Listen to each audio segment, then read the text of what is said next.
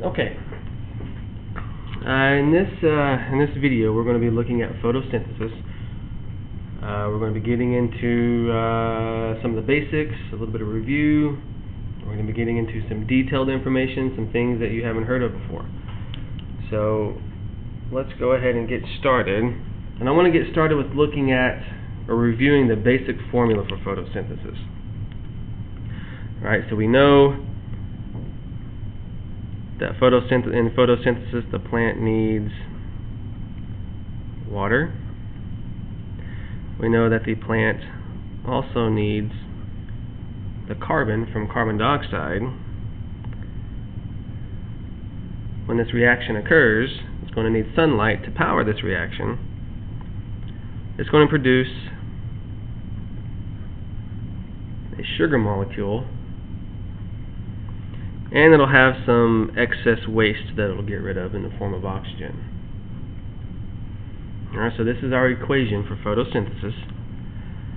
And we know that to keep things balanced, remember, you can't create or destroy matter, you can rearrange it. So we'll need to make sure that whatever we start with as far as the amount of molecules, that we end with that same amount of molecules. So that's where these numbers that we put in come from. In essence, this means if we're going to produce 6 carbon molecules in this sugar, we need to start with 6 carbon molecules. If we're going to produce 12 hydrogen molecules, we need to start with 12 hydrogen and so forth. So this is our balanced photosynthesis equation. In part of photosynthesis, we're going to need water. In another part, we're going to need the carbon from carbon dioxide. We will produce eventually this sugar, and this sugar is going to be important because, and this sugar is glucose, but it's going to be important because that glucose is going to help the plants make starches, which is their food. It's also going to help make cellulose, which they can use for the building of their cell walls.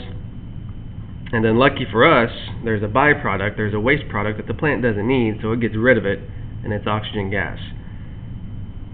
Okay, so that is our overall formula.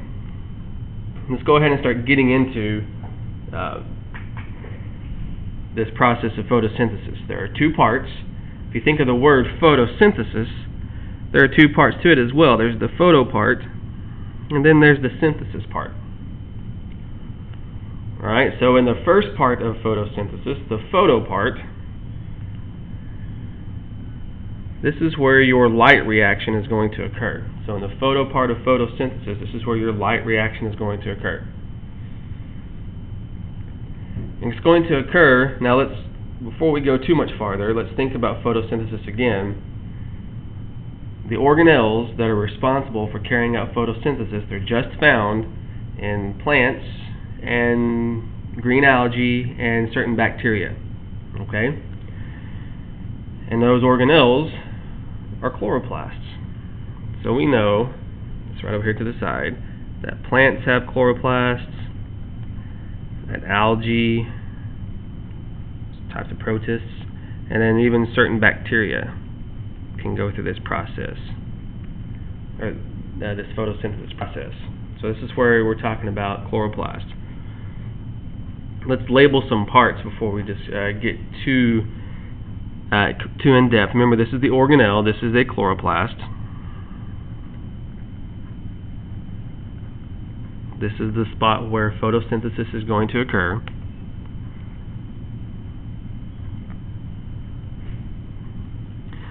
Some other parts of the chloroplast, this entire structure is called a granum. Alright, that entire structure is called the granum. If you notice within the granum, you see stacks of these small membranes. So if we were wanting to label one of these small membranes within the granum, we would call this a thylakoid. And then the lip part of the chloroplast is called the stroma. The stroma is similar to like the cytoplasm of the cell. It's the fluid part of the chloroplast. The stack of membranes is the granum. An individual membrane or an individual structure within the granum is called the thylakoid, and these are important because we're going to talk about this in a little bit. And then obviously you have the membrane of the chloroplast. Inside the thylakoid, if you want to get a little bit more detail, so the actual thylakoid itself, if we wanted to, here I'll write it over here on this one. If we wanted to go, so if we know this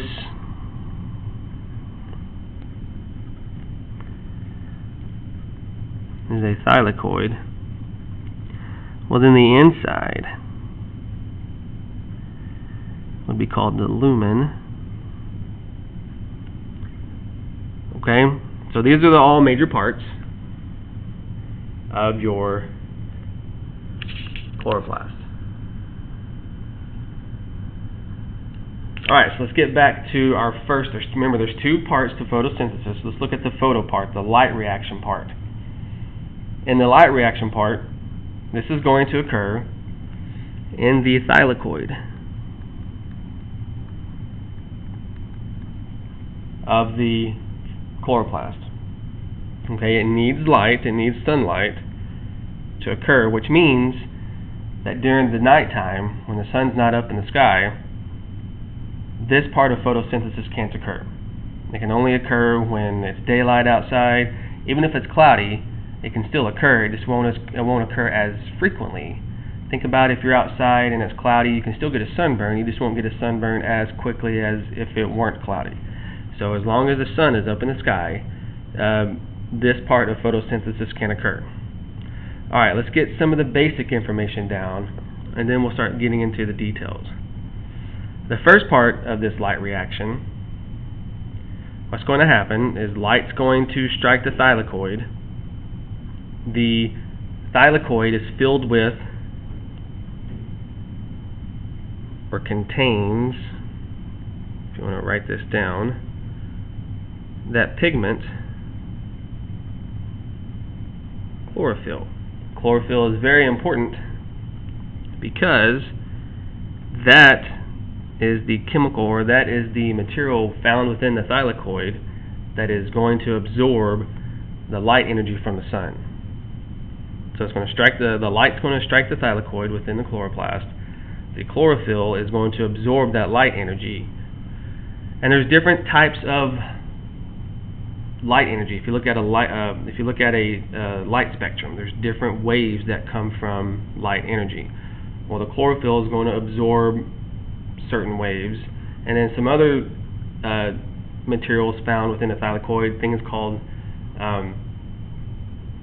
carotenoids, okay, like carotene and some xanthophyll and some other things are going to absorb the other stuff, the other types of light energy. But as far as our purposes, chlorophyll is going to absorb this energy. Okay, it's going to store this energy in electrons that are found in the thylakoid, and it's going to make what we call excited electrons. So when this energy is absorbed by the chlorophyll in the thylakoid, the electrons within the chlorophyll are going to store that energy, so it's going to make excited electrons. These excited electrons from the chlorophyll are then going to move into other structures, other molecules, and these molecules that these electrons move into are going to be called photosystems. Okay, there are types of proteins. These photosystems are proteins. So like I said, we're just getting the basic down, then we'll look into this in a little more detail. So the energy stored, extracted from the sunlight by chlorophyll is going to be stored in electrons in the chlorophyll. Those electrons are going to move through molecules or proteins called photosystems that are found in the thylakoid membrane. Okay, let's make this specific membrane. So they're going to be found in the thylakoid membrane. So those electrons that move from the chlorophyll to the photosystems that are found in the thylakoid membrane, they have to be replaced, because you can't just take away electrons from a molecule. That molecule will break down and cease to function properly. So the chloroplast wants to replace those with new electrons, and so here's where water comes into play. The plant will take in water for other reasons, but for photosynthesis reasons, the plant will take in water for the chloroplast, so the chloroplast can remove electrons from the water and replace them back to the chlorophyll. Alright, the way it does this, it's going to split water apart. Remember, water is H2O. Alright, it's going to split water apart into the hydrogen and oxygen. When it does this, it's going to remove electrons from the oxygen, or from the hydrogen, excuse me.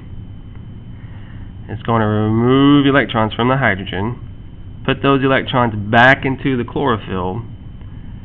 What's left over are going to be things called hydrogen ions, which essentially are just protons, and then oxygen. And so oxygen is going to be the waste that the plant doesn't, that the chloroplast doesn't need. And so then this oxygen will be given off.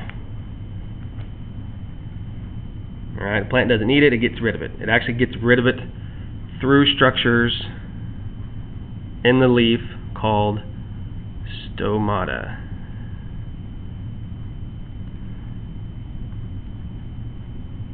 And we'll talk about stomata a little bit more in a minute. Okay? Once this happens, those excited electrons that were formed up here, they're going to pass through the thylakoid membrane down something called an electron transport chain. And we'll talk about what that is in a little bit more detail in a minute. But these excited electrons are going to pass through something in the thylakoid membrane called an ETC, an electron transport chain. As it does this, it's going to make ATP and N. Those are both types of energy molecules. Okay?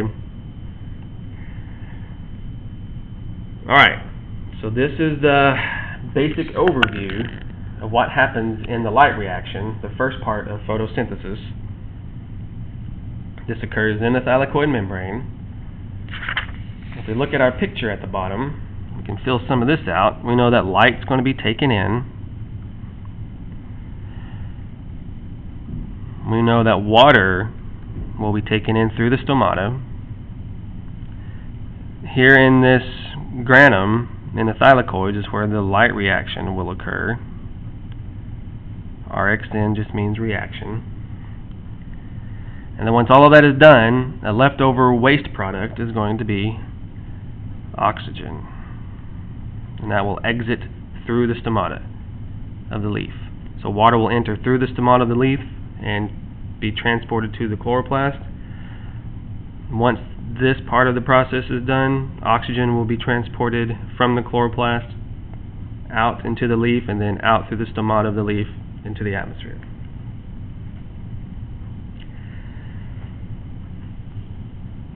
Alright, let's look a little bit more closely at what this electron transport chain is and what these photosystems are. The picture in the book